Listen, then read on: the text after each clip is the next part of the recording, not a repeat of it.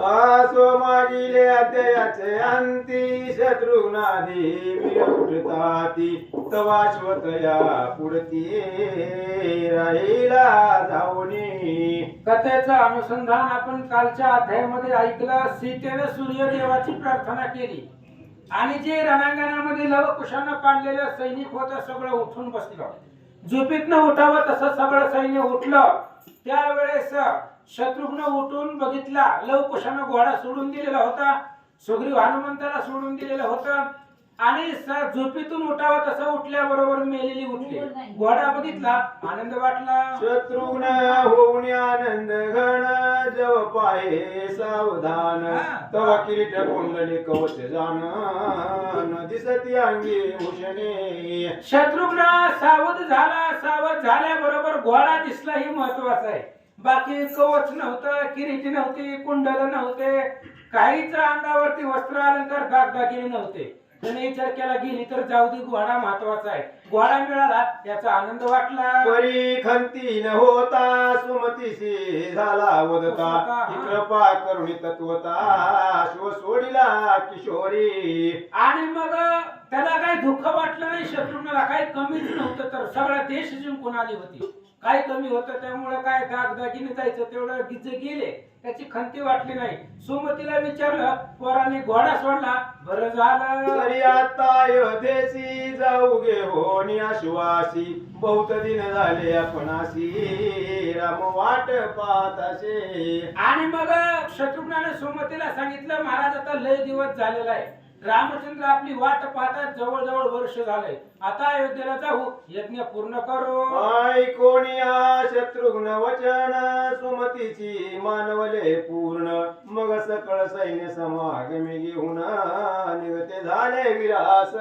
शत्रुघ्नाचं बोलणं ऐकलं, सुमतीला आनंद वाटला. सगळं सैन्य बरोबरीला घेतलं आणि आता महागारी अयोध्येकडे निघाले. मस्तकी कीट घालून देईल तुझे बाहुभूषण तैसेच तुझे कवच जान अंगी घातले शत्रुघ्ने. शत्रुघ्नानं दुसरा किरीट घातला, दुसरे अलंकार, भाऊभूषण, कवच, कुंडल सगळं दुसरं परिधान केलं. मैसोनिया सुवर्णरती अयोध्येशी निघाले त्वरित गती घेरी पण वसन या वाजती आनंदेशी सुरवर.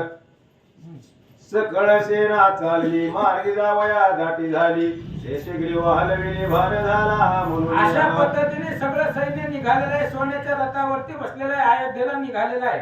अनेक प्रकारचे वाद्य वाजतात. त्या असणाऱ्या भारानं जी काही शेष आहे ती शेष आपली असणारी मान सरसावली, तेवढं वज त्याला त्या सैन्याचं झालं. ऐशे जाता सत्वर गती पातळी भागीरथी प्रती तव शुभ्र जळी लाटा चालती कमळे फुलले ठाई ठाई. अशा प्रकारे गेले, पहिले भागीरथीच्या तीरावरती गेले. सुंदर अशा प्रकारचं पाणी होतं, कमळ फुललेली होती.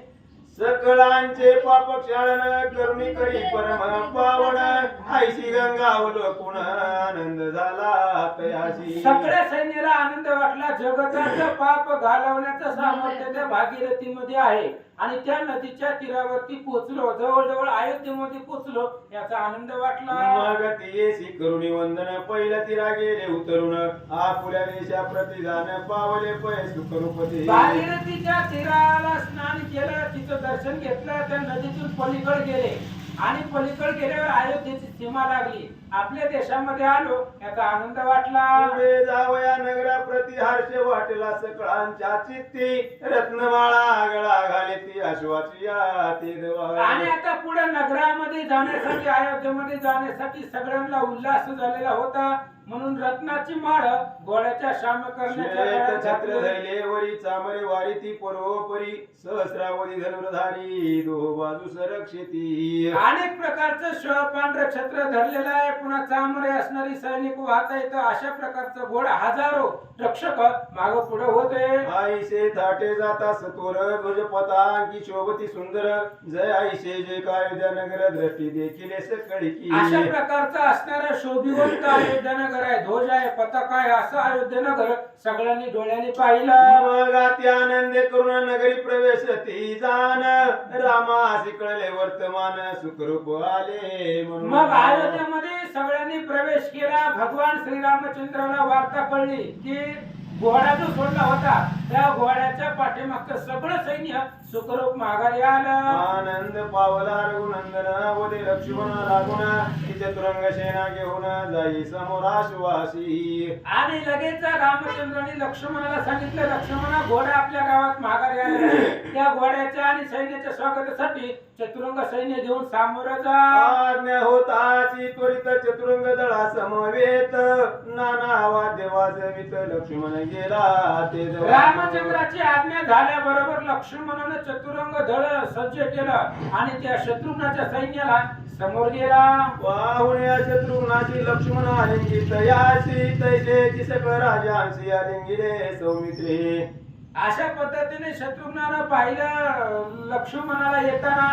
शत्रुघ्नाला लक्ष्मणाला आलिंगन दिलं. कुशळ व्रत पुसोनी लक्ष्मण आणि शत्रुघ्न एके रथा माझी बैसून नगरा मार्गे चालती. कुशळ असणारे एकमेकाचं कल्याण सुख दुःख विचारलं. लक्ष्मण आणि शत्रुघ्न एका रथावरती बसले अयोध्येत निघाले. तया मागोनी सकळ वीर चालती आनंदे निर्भर तव रामचरण स्पर्श पवित्र ऐशी शरयू देखील. अशा पद्धतीने सगळेजण निघालेले आहेत. तर जिथं रामचंद्राने यज्ञ सुरुवात केली ती शरयू नदीचं पावन आहे.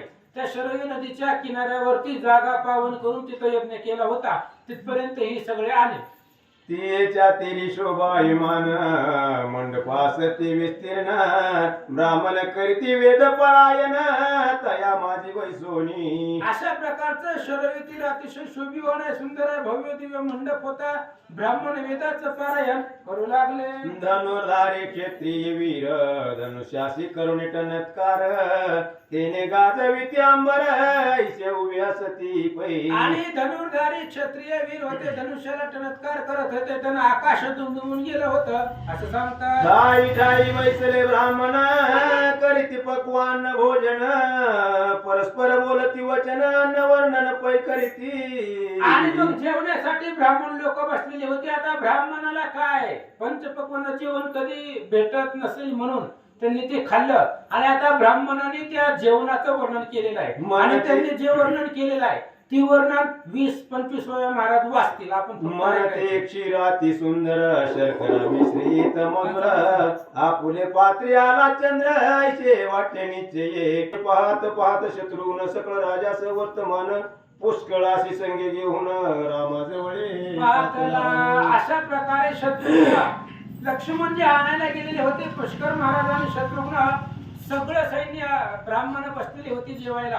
ते बघत बघत बघत रामचंद्राच्या जवळ आले. रामाशी अवलोकोनी दृष्टी शत्रुघ्न चरणी घातली मिठी रामे उचलोनी उठा उठी आलिंगिले तयाते. आणि रामचंद्राने शत्रुघ्नाला पाहिल्याबरोबर शत्रुघ्नानं रामाचं दर्शन घेतलं. रामचंद्राने दोन्ही हाताला धरलं, शत्रुघ्नाला उठवलं, कडकडून मिठी मारले. आपल्या प्रेमाश्रू करुणा शत्रुघ्नाशी घातले स्नान सोडावा हे मनातून न वाटे पैरामाशी. रामचंद्राने स्वतःच्या डोळ्यांनी शत्रुघ्नावरती अभिषेक केला, पाण्याचा वर्षाव केला.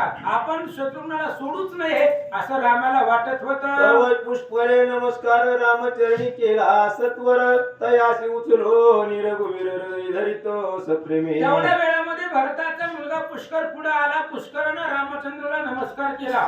रामानं पुष्कराला उचललं, आपल्या हृदयाला लावलं. सुग्रीव हनुमान आणि येऊन वाली नंदन रामाशी करीती वंदन तव तयासी आलिंगितशी. तशाच पद्धतीने हनुमान आहे, सुग्रीव राजा आहे, अंगद महाराज इथं सगळेजण आले आणि रामाला नमस्कार करतात. लक्ष्मी प्रतापन्य सुमद सुभावरी पूजय वीरमणी सुरत राय सत्यवान नीलरत्न पै. मग त्याच्यामध्ये लक्ष्मी निधी आहे, प्रतापाग्य आहे, सुमद राजा, सुभाऊ आहे, रिपुंजय आहे, वीरमणी आहे, सुरत राजा आहे, सत्यवान राजा आहे, नीलरत्न आहे. हे रस्त्याने भेटलेली सगळे आली. आयशे येऊन रघुपतीशी नमन करीती प्रेमेशी तवा लिंगुन तयासे रामे केले सुखरूप.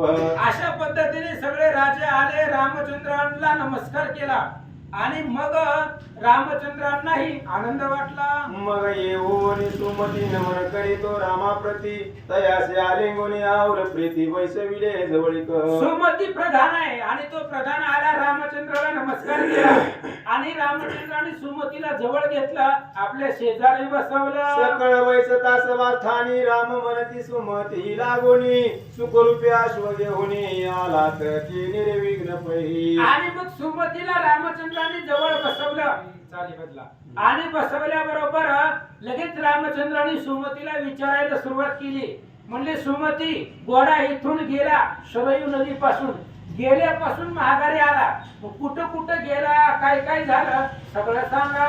तुम्हा संगे इंद्रपती कैसे आले अयोध्ये प्रती याचे राजे कोठे असती काय नामे तयांची. रामचंद्राने सुमतीला विचारलं, सुमती ही जी राजे आता आलेले आहेत ते कुठले आहेत, कोणत्या देशाचा कोणता कोणता राजा आहे, कुठं कुठं वास्तव्य आहे, काय काय प्रताप आहे सगळं सांगा. अश्व कोठे कोठे फिरला कोणी कोणी तयाशी धरला. धरला शत्रुघ्ने कैसा सोडविला हे सकळ मज निवेदी. आणि रामचंद्राने सुमतीला विचारलं, सुमती घोडा कुठं कुठं गेला होता, कुठं कुठं घोडा फिरला, घोड्याला कुणी कुणी पकडला, कुणी कुणी शत्रुघ्ना बरोबर युद्ध केलं, कुणी कुणी शत्रुघ्नाला जिंकलं सगळं सांगा. ऐकोणी राम वचन सुमती वदे मधुर भाषण श्रीरामा तुझा नसी पूर्ण जगी काय वर्तते ते. सुमतीनं रामचंद्राला विचारल्याबरोबर लगेच सुमतीनं सांगितलं, रामा तुम्हाला तर सगळं माहितीये तरी सुद्धा जाणे मुंगीचेही मानस, अहो मुंगीच्या मनातलं तुम्ही ओळखता तरी पण सांगतो ऐका. तरी लोक रीती मज पुससी तरी वंदोनी तवाजेसी सकळ व्रतात कथित तुझसी काय वर्तला मार्गी तो. आणि रामचंद्र तुम्ही विचारलंय, राम सर्वार्थी सर्वज्ञ, तुम्ही सगळ्या अर्थामध्ये हुशार आहेत, सर्वज्ञ आहे, पण विचारलंय म्हणून सांगतो. घोडा इथून गेल्यापासून महागारी येईपर्यंत कुठं कुठं फिरला ऐका. या प्रसाद करून अश्व फिरला पृथ्वी लागून तुझी कीर्ती करुणी श्रवण भूपती मान दिदला पै. आणि रामचंद्र तुमच्या असणाऱ्या शरयू तीरापासून आपण घोडा सोडला पृथ्वी प्रदक्षिणेसाठी आणि घोडा निघाल्याबरोबर घोड्याच्या मस्तकावरती तुमच्या नावाचा शिक्का होता, तुमच्या नावाची पत्रिका होती आणि तुमच्या नावाला सगळ्यांनी मान दिला.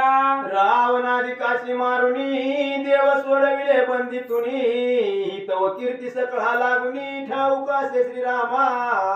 रामचंद्र तुमची कीर्ती सगळ्याला माहिती आहे, जे जे जगामध्ये जन्मले सगळ्यांना तुमची कीर्ती माहिती आहे.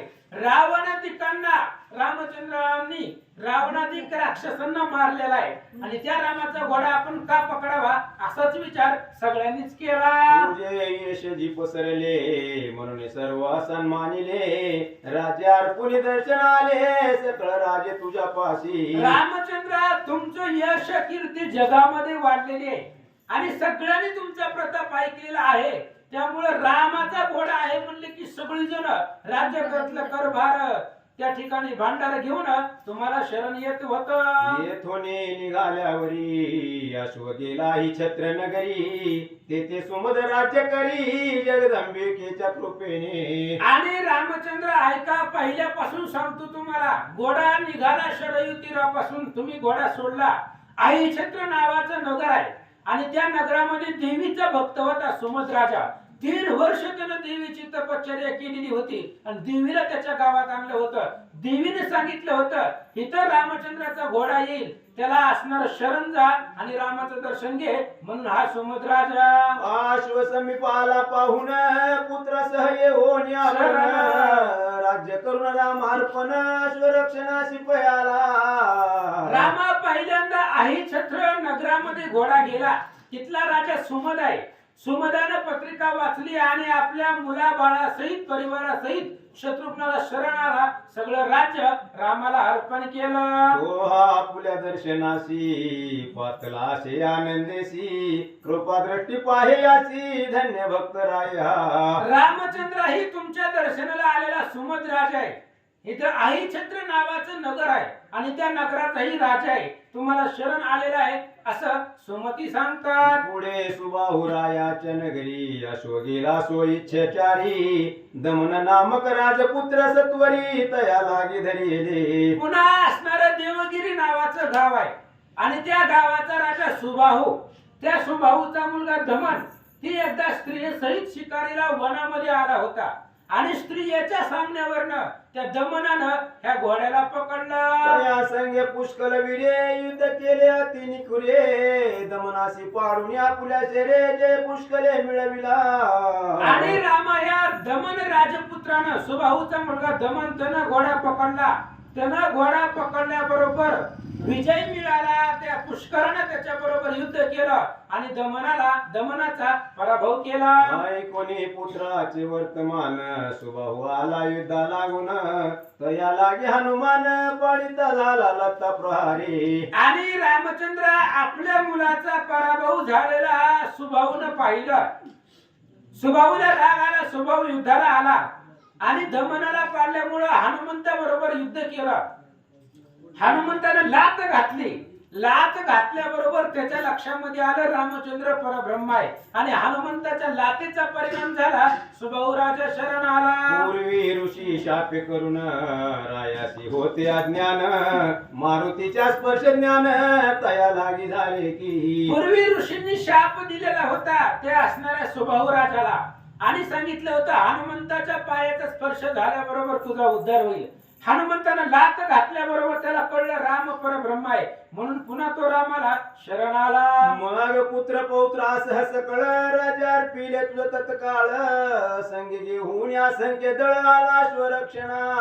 रामचंद्र ही सुबाहू राजा आहे. हनुमंताच्या लातेचा परिणाम आहे. तो तुम्हाला राज्य सहित सर्व शरण आला. तया सुबाहू लागुनी पाहे कृपा दृष्टी करुनी प्रीती धरोनी तव चरणी आला असे भेटावया. आणि रामचंद्र तो असणारा सुबाहू आहे. या सुबाहूला पहा कृपा दृष्टी करा. सगळं राज्य तुम्हाला अर्पण करून तुम्हाला शरण आला.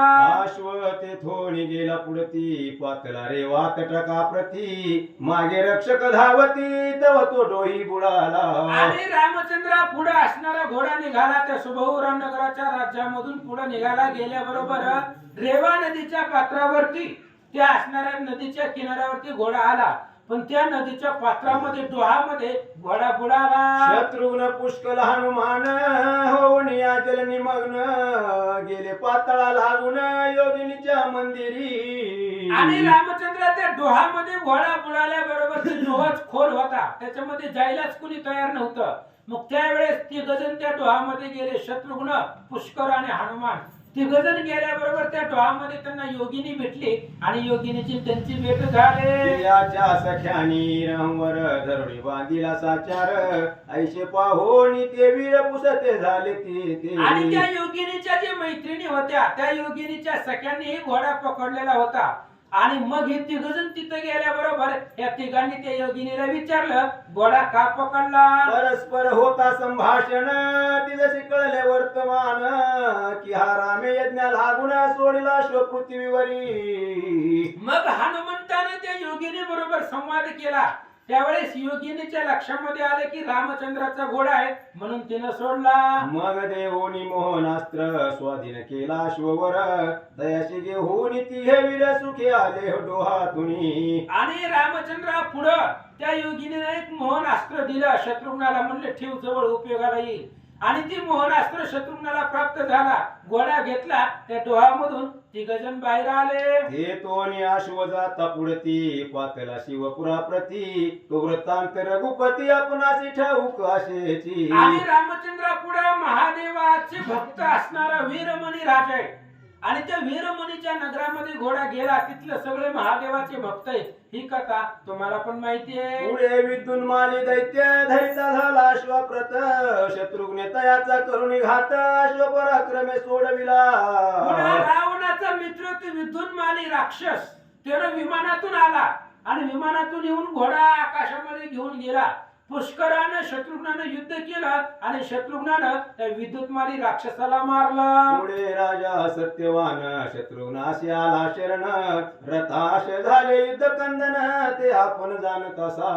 आणि पुढे असणारा राजा सत्यवान आहे. आणि तो असणारा सत्यवान राजा पुन्हा आला. आल्याबरोबर रामचंद्र शरण आला आणि घोड्याबरोबर तुमच्यापाशी आला. तया उपरी अश्ववर फिरला सकळ पृथ्वीवर परिण धरी कोणी वीर तवक जाणोनी. आणि रामचंद्र पुढे सगळं पृथ्वीवर घोडा फिरला. याच्यानंतर पुन्हा घोडा कोणी पकडला नाही. दिग्विजय करत करत करत घोडा पुढे निघाला.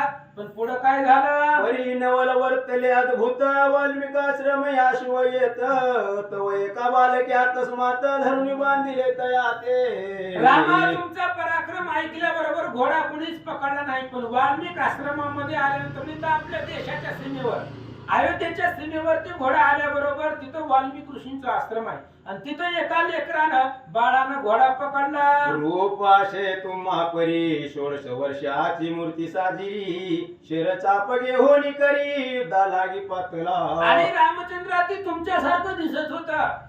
छोटस धनुष्य होतं, बाण भाता होतं, तुमच्यासारखं रूप दिसत होतं, सौंदर्य होतं, गोजीरवान होतं. त्यानं घोडा पकडला. बाळ जिथे तया बाळाशी युद्ध केले यज्ञेशी परिच्छेद होई पाडिले तयाशी बालके क्षणा भितरी पै. मग रामा त्या बारक्या पोराबरोबर युद्ध करायला काळजिताला पाठवलं. आपला काळाला ज्याने जिंकला तो काळजित. आणि त्या काळजिताला एकाच बाणात त्या पोरानं मारून टाकलं. पुष्कळादी सकळ वीर विंधुनी पाडिले भूमीवर मग शत्रुघ्ने करुणी समर मूर्छित केले तया ते. मग बाकीचे पुष्कर आहे, सुग्रीव आहे, हनुमंत आहे, सुभव आहे, ही सगळी राजे त्या लेकरा बरोबर एका बरोबर त्याने युद्ध केलं. आणि मग शेवटी शत्रुघ्नानं त्या पोराला मूर्छित पाडलं. तव दुसरा त्याच परी हा. बघुने समसरी घेऊन धनुष्यबाण करी समरा लागी बहुपात. आणि रामात एका मुलाला मूर्छित पाडलं, त्याला बांधून तुमच्याकडे आणत होतो. तवर त्याचा दुसरा भाऊ आला.